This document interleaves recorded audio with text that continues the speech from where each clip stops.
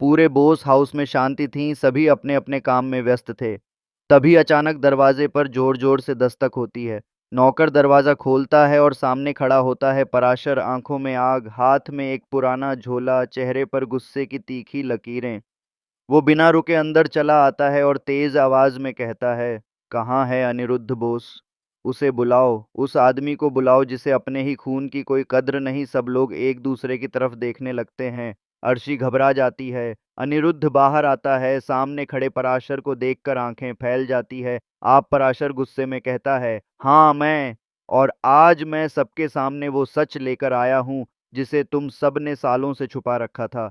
जिस लड़की को तुमने एक नौकरानी बना दिया, जिस पर थूकने जैसा बर्ताव किया, वो लड़की तुम्हारा ही खून है बोस।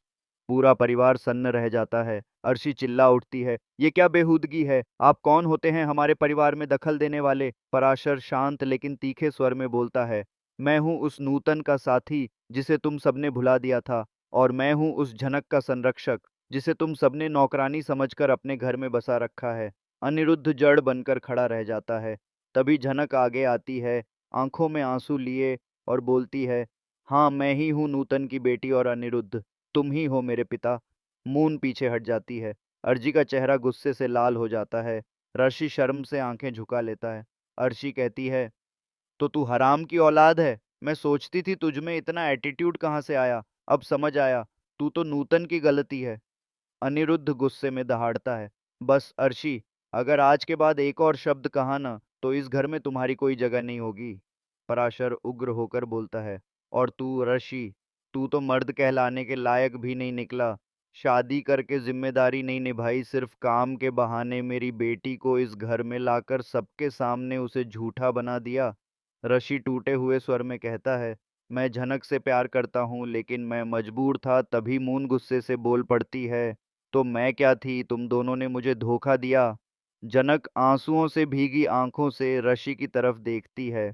ऋषि कुछ बोलना चाहता है लेकिन तभी पराशर उसका कॉलर पकड़ लेता है। मैं तुझे जिंदा गाड़ देता, लेकिन मेरी बेटी ने तुझ जैसे धोखेबाज से प्यार किया।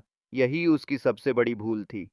अनिरुद्ध भारी आवाज में कहता है, मैं जानता हूँ जो हुआ उसमें मेरी भी गलती थी। उस रात मैं नूतन को अकेला छोड़ आया था। मैं एक गलत फहमी में था। अर्शी चौंक कर पूछती है, मतलब उस रात तुम दोनों के बीच सब कुछ हो गया था? अनिरुद्ध सिर झुकाकर कहता है, मैं बहक गया था लेकिन मैं लौट आया, ये सोचकर कि क्या सही है और क्या गलत। झनक कांपती आवाज में कहती है, लेकिन तुम लौटे थे अपने काम के पास, नूतन के पास नहीं। और मुझे किसी को पिता कहने की जरूरत नहीं है। पराशर बाबा ने मुझे पाला है, मुझे सम्मान दिया है, प्यार दिया है, और तुम सबने बस तिरस्कार। पूरा घर गहरे सन्नाटे में डूब जाता है। ऋषि आंखें बंद करके बोलता है, मुझसे गलती हो गई झनक, लेकिन अब मैं तुम्हारे साथ हूँ। मून सन्न रह जाती है, क्या? अब तुम मुझे छोड़ दोगे?